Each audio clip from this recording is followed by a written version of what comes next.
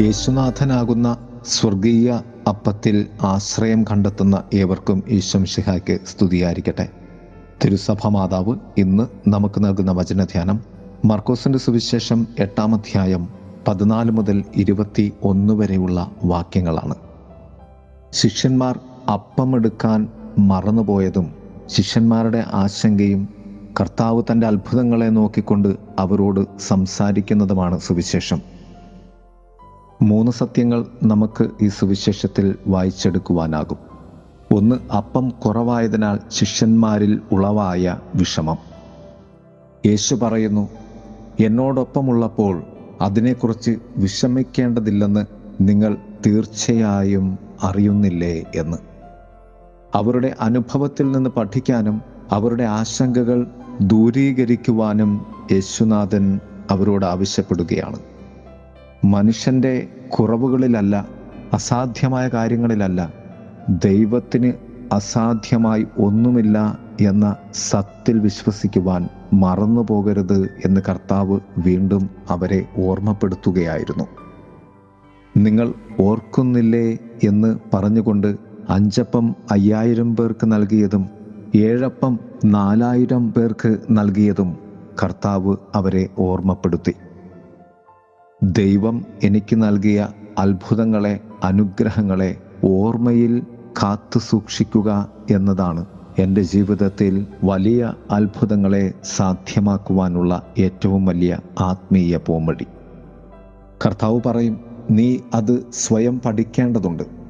പ്രതിസന്ധിയുടെ ഒരു നിമിഷത്തിൽ വലുതായി തോന്നുന്ന ആശങ്കകൾ ദൈവത്തിന് നിന്നിൽ ഉള്ള സാധ്യതകളെ നോക്കിക്കൊണ്ട് നീ ജീവിക്കുമ്പോൾ വളരെ നിസ്സാരമായി നിനക്ക് അനുഭവപ്പെടും. എത്ര രോഗങ്ങളെയാണ്, എത്ര പ്രലോഭനങ്ങളെയാണ്, എത്ര പരാജയങ്ങളെയാണ് നാം അതിജീവിച്ചിട്ടുള്ളത്. ദൈവം എനിക്ക് തന്ന നന്മകൾ മാത്രം മതി എനിക്ക് എൻ്റെ വിശ്വാസ ജീവിതത്തെ, ക്രിസ്തുവിലുള്ള ആശ്രയബോധത്തെ ഉയർത്തിപ്പിടിക്കുവാനായി. അതുകൊണ്ടാണല്ലോ കർത്താവ് അപ്പം എടുത്ത് സ്വർഗത്തിലേക്ക്, പിതാവായ ദൈവത്തെങ്കിലേക്ക് ഉയർത്തിപ്പിടിച്ച് ആശീർവദിച്ച് പ്രാർത്ഥിച്ചത്. രണ്ടാമതായി, അവർ മറന്നത് അപ്പമായിരുന്നില്ല. അവർ മറന്നത് അവരുടെ കൂടെ യേശു ഉണ്ട്, ആ യേശുവിന് സർവ്വതും സാധ്യമാണ് എന്ന സത്യമാണ്. നമ്മുടെ പ്രാർത്ഥനാ സമയത്തും ജീവിതത്തിലും യേശുവിൻ്റെ സാന്നിധ്യത്തിലേക്ക് നമ്മെ തന്നെ തുറക്കുന്നതാണ് യഥാർത്ഥമായ പ്രാർത്ഥന. സത്യത്തിൽ യേശുനാഥൻ 5 അപ്പം 5000 പേർക്ക് നൽകിയതും 7 അപ്പം 4000 പേർക്ക് നൽകിയതും കർത്താവ് പിതാവായ ദൈവത്തോട് നടത്തിയ പ്രാർത്ഥനയും ജനങ്ങളോട് നടത്തിയ സ്നേഹത്തിൻ്റെ പങ്കുവയ്ക്കലും പ്രാർത്ഥനയുടെ സമ്പൂർണതയുമായിരുന്നു. ക്രിസ്തീയ ജീവിതത്തിൻ്റെയും ക്രിസ്തീയ പ്രാർത്ഥനയുടെയും കേന്ദ്രം യേശുവാണ്. അവനെപ്പോലെ ജീവിക്കുക എന്നതാണ് ക്രിസ്ത്യൻ പ്രാർത്ഥനയുടെ ഫലം. പ്രാർത്ഥനയുടെ അടിസ്ഥാനം വിശ്വാസമാണ്. വിശ്വാസം വർദ്ധിപ്പിക്കാൻ ആവശ്യപ്പെടുക, അവനെപ്പോലെ ജീവിക്കാൻ ആവശ്യപ്പെടുക എന്നതാണ് പരമപ്രധാനം. 5 അപ്പത്തിൻ്റെയും 7 അപ്പത്തിൻ്റെയും കഥയ്ക്ക് ശേഷം കർത്താവ് പറയുന്ന ഈ ഒരപ്പത്തിൻ്റെ കഥ ഇപ്രകാരമാണ്. ഈ ഒരപ്പത്തിൽ നിന്നും ഞാൻ നിങ്ങളുടെ ജീവിതത്തിൽ വിശ്വാസത്തിൻ്റെ അപ്പക്കഷ്ണങ്ങൾ വാരി വിതറുവാൻ ആഗ്രഹിക്കുന്നു. ഈ ഒരപ്പത്തിൽ നിന്നും ആർക്കും ഈ ലോകത്തിൻ്റെ അപ്പം നൽകുവാനല്ല ഞാൻ ആഗ്രഹിക്കുന്നത്. ഈ ഒരപ്പത്തിൽ നിന്നും ഏറ്റവും വലിയ വിശ്വാസത്തിൻ്റെ, സ്നേഹത്തിൻ്റെ, വലിയ കൃപയുടെ അപ്പക്കഷ്ണങ്ങളെ ഞാൻ ലോകം മുഴുവൻ നൽകും. അത് ക്രിസ്തു തന്നെയായിരുന്നു. യേശുവിന് ഒരപ്പം കൊണ്ട് അനേകരെ പോറ്റാൻ കഴിയുമെന്ന് അവർ മറന്നിരുന്നു. ജീവിതത്തിൽ തന്നെ ആശ്രയിക്കാൻ അവൻ അവർക്ക് മുന്നറിയിപ്പ് നൽകുകയാണ്. ഒരപ്പമെന്ന സത്യം കുർബാനയിലേക്ക് നമ്മെ കേന്ദ്രീകരിക്കുന്ന സത്യമാണ്. അപ്പോൾ യേശു ഒരപ്പം കൊണ്ട് തന്നെ സ്വയം നമുക്ക് വെളിപ്പെടുത്തി തരുന്ന പോലെ ജീവിതത്തിൽ ആവശ്യമായ ഒരു കാര്യമായ യേശുവിൻ്റെ രഹസ്യം നമ്മുടെ വ്യക്തിത്വങ്ങളുടെ ആഴങ്ങളിലേക്ക് ആഴ്ന്നിറങ്ങാൻ നാമും ക്രിസ്തുവും തമ്മിലുള്ള ബന്ധം നമ്മെ സഹായിക്കും. മൂന്നാമതായി, ഈസ്റ്റ് എന്ന പ്രതിബന്ധമാണ്, അഥവാ പുളിമാവ് എന്ന തടസ്സം. യേശുവിനോട് വിയോജിപ്പുണ്ടായിരുന്ന ഇസ്രയേലിലെ മതരാഷ്ട്രീയ നേതാക്കളുടെ ദുഷിച്ച സ്വാധീനങ്ങളെ ചൂണ്ടിക്കാണിക്കുവാനാണ് കർത്താവ് ഫരിസേയരുടെ പുളിമാവ് എന്ന പദം ഉപയോഗിക്കുന്നത്. അവരുടെ അധ്യാപനവും രാഷ്ട്രീയവും ശിഷ്യന്മാരുടെ മനസ്സിലും ഹൃദയത്തിലും ആഴ്ന്നിറങ്ങും. അതിനാൽ അവരുടെ പുളിപ്പിനെ നിങ്ങൾ സൂക്ഷിക്കേണ്ടതുണ്ട്. നിങ്ങളിൽ ഞാൻ വച്ചു തന്നിട്ടുള്ള ഈ വലിയ അത്ഭുതത്തിൻ്റെ ഒരപ്പം അവരുടെ പുളിപ്പ് കൊണ്ട് അതിലുള്ള നൈർമല്യതയും വിശുദ്ധിയും അത്ഭുത സാധ്യതകളും ഇല്ലാതാക്കരുത് എന്നാണ് കർത്താവ് പറയുന്നത്. ഈ നവയുഗത്തിൽ വളർന്നുകൊണ്ടിരിക്കുന്ന പുതുതലമുറ ഈ അപ്പത്തിൻ്റെ രുചിയും വിശ്വാസത്തിൻ്റെ ആഴവും സത്യവും ക്രിസ്തുബന്ധവും നഷ്ടപ്പെട്ട ജീവിതമാണ് നയിച്ചു പോരുന്നത്.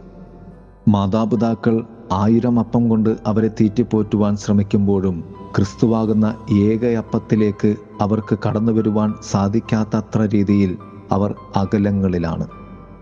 പ്രിയമുള്ളവരെ, ക്രിസ്തുവാകുന്ന ഏക അപ്പമെന്ന വലിയ സത്യത്തോട് ചേർന്നിരുന്നു കൊണ്ട് നമുക്ക് ലോകത്തിൻ്റെ പുളിപ്പിനെ തിരിച്ചറിഞ്ഞുകൊണ്ട് ദൈവത്തോട് ചേർന്നിരുന്ന് ദൈവത്തിൻ്റെ മക്കളായിത്തീരാം.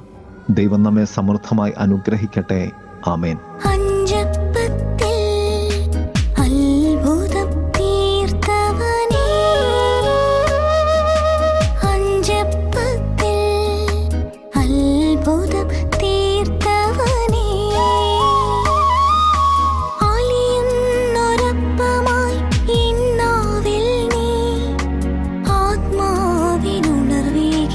ജീവനും പോഷണമാകുവാനേ